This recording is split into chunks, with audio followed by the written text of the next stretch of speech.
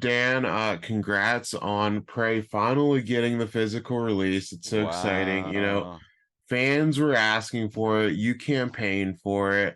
What does this mean for you? Because I feel like it's so important that streaming releases get physical releases, and there is a permanence, especially with what we see of like streamers taking stuff off. What does it mean for you to finally have this happen and we get this lovely 4K release here? It's awesome, and it's especially moving because it comes largely from the demand for it, and then it also largely comes from the head of our studio, Steve Asbell, uh, being a nerd, being a movie nerd, who it really only comes from that person caring, and also having lots of box sets on his own shelf and realizing, wait a second, the Predator box sets are going to be, lacking, if we don't have a physical release of this one. So, yeah, it's awesome. And recording a commentary that was one of the, movie commentaries and special features were a huge part of learning filmmaking for me, and they're a big part of why I'm a director today. And so it was an absolute joy to record a commentary with my fellow filmmakers, and to, dish out all these deleted scenes and show people some of the insides of how the movie was made was fun for me to do, and certainly what I love um having in other films.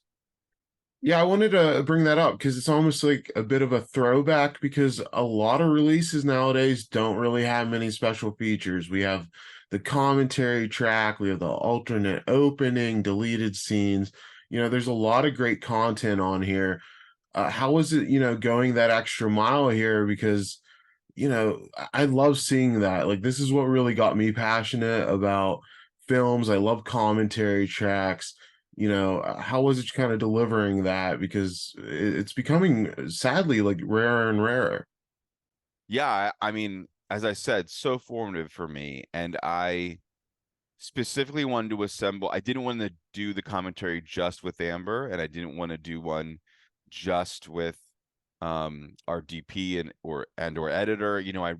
I growing up, I loved listening to commentaries like, one of the big ones for me was Can't Hardly Wait, that had the directors and the whole cast, and it was such a party, and they were having such a good time, and that was as entertaining as the movie was. And then you have commentaries with filmmakers and their team and their cinematographer, their editor, that are less of a party but so much more informative, of the process. So I really, was excited to sort of combine both concepts and have it be a hangout between us all. So you get to hear some camaraderie, the perspective of the movie from the actor, and also get you the perspective, of the technicians. Yeah, it's a great listen, and as you mentioned, this only came about because of fan demand, and the reception to Prey was so fantastic. I was curious, how was it kind of coming into such an iconic series? Because there's defined like there's so many defined elements, and you're playing within those confines, but you're also trying to do something new. How was it kind of balancing, all those elements together? Because you nailed it, and people love this movie, and it's great continuation of Predator, but it's also something new and works as a standalone experience. So how was it kind of balancing that? I think the balance comes from within. It comes from, I happen to be someone. The idea of the movie wasn't, oh, I like Predator, I'd like to make one. Let me think of a Predator movie. It came from an idea for a movie, of a coming of age girl trying to prove herself, hunter warrior trying to prove themselves, up against the elements, and some science fiction force. That was my desire of like, could I do period in sci-fi, you know? Um, and then, but I didn't want the sci-fi to feel like a hat on a hat. And we've had some of those entries in cinema history past, you know. So I thought what then I realized, oh my gosh, Predator, because of the thematic that it carries with it, you know, that it's looking for the alpha, and here's this person who no one in her band believes she is capable. She thinks she is and hopes she is, but she's also trying to prove it to herself. And then you have this crazy science fiction force that also discounts her and does not see her as a threat. Um, so that all felt like, oh my God, it becomes a more elevated movie making it a Predator film. And then I happen to be a massive Predator fan and was hugely formative in my life. I love the movie and I love the franchise. So I was able to imbue it inherently, intrinsically with my own passion for the franchise, and that's where the like authenticity comes, and then the newness comes from it, not not solely existing just to be a Predator movie, that it exists to be um this very character focused grand adventure that the Predator is a part of. And Amber has done some great performances in the past, but this is really a star-making performance for her. She gets to show off her range and all of her skills here. Obviously she got the part because of her talent, but what impressed you the most throughout filming, just seeing her work and what she brought to the character?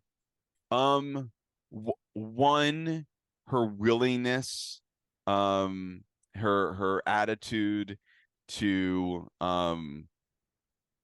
involve herself in very challenging, hard things and never complained. I complained, you know, about my own of having to traverse treacherous territories and being on the middle of nowhere. She loved it, you know, and I I think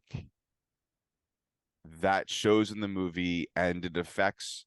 It doesn't just show in her performance. It shows in the movie being of the quality that it is, because the atmosphere on a set is a big part of the execution of what we're doing. Um, and Amber really, and frankly, all the Dakota, amazing. Dakota had never been in a movie before. And not only was he in this movie and did such a great job, also performing his own stunts and doing, I mean, it's just insane what that guy brings to it. And the sequences that he's involved in even are as good as they are because um of that you're that of what he's doing. A lesser performer, we would have had to stage things a little differently to accommodate the capability. And that wasn't the case with him, wasn't the case with Amber. And then on top of all the physicality, her emotional performance in action scenes, you know, that's what stirs me. There's a moment, one of my favorite movies is Master and Commander, and there's a moment in that film when at the end sequence when they're boarding the other ship, and there's a kid that's in the midst, and just he delivers such, he screams before charging into battle, and it's so emotional.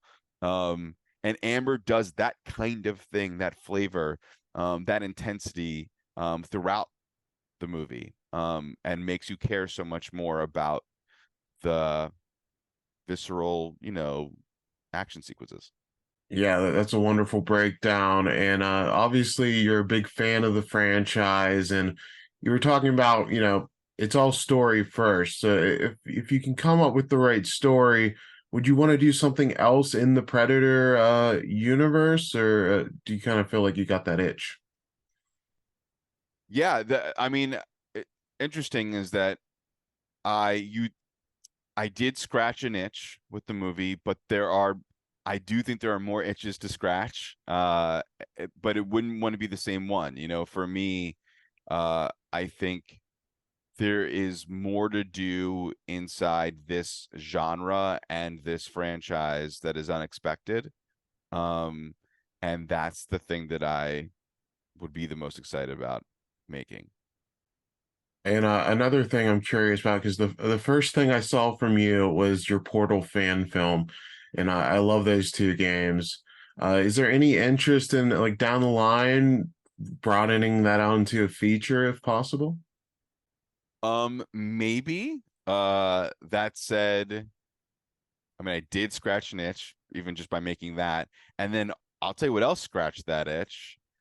I don't know if you saw the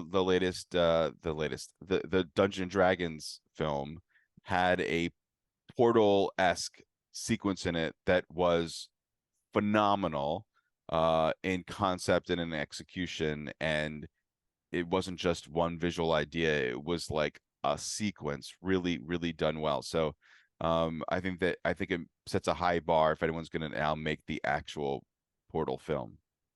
Yeah, that's a great point. And Yeah. excitingly, you have an episode of Stranger Things coming up. That's one of my favorite shows. What's most exciting to you to work within such an established series, especially when they've raised the stakes so high coming into this final season? Um, yeah, I've never done an episode of television before. I've primarily done pilots or worked in an anthology series that it's very different than working in serialized storytelling. But Stranger Things is also one of my favorite shows, and so dripping with uh all the elements that are important to me, and from the time period to the genres it's playing in, to the themes it plays with.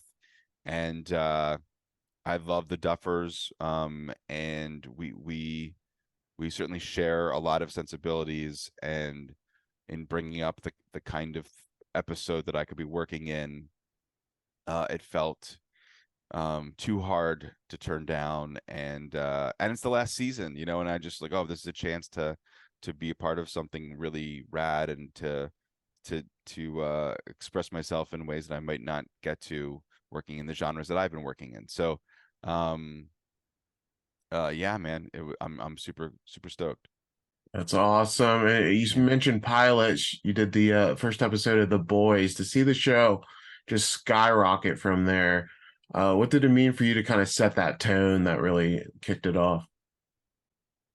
It's incredible. It really, I mean, I think the show only got better and better. I mean, yeah, season two especially, I think really when I started to, because I had nothing to do with season two, it's like the elements that I was work that I established that really bear their fruit throughout season one, and then season two was just so new even for me, so I really got to watch it as a fan, and absolutely loved it. And yeah, now it's got its spin-off, and it's truly awesome to see. And then my last question for you, there's talk about the Waterworld TV show in development. Is that still being worked on? Is there any update you can share on that progress? That I wasn't even really working on it when it was announced. Um I don't know if it's even still a thing. I have no idea. I love Waterworld so much. I will fight anyone that comes at against it. I truly love it. But um and frankly, I think a video game sequel is the more exciting thing than a TV series, but maybe there's a cool to do there. But yeah, I'm not really associated with it. Well, that's great to clear the air, and Yeah. maybe we can get a Postman video game as well down the line, just to By get the way, the not the cosmic word, universe. not as good as Waterworld. I can't go to the tape on that one as much as Waterworld, but also some very cool bits in that movie as well.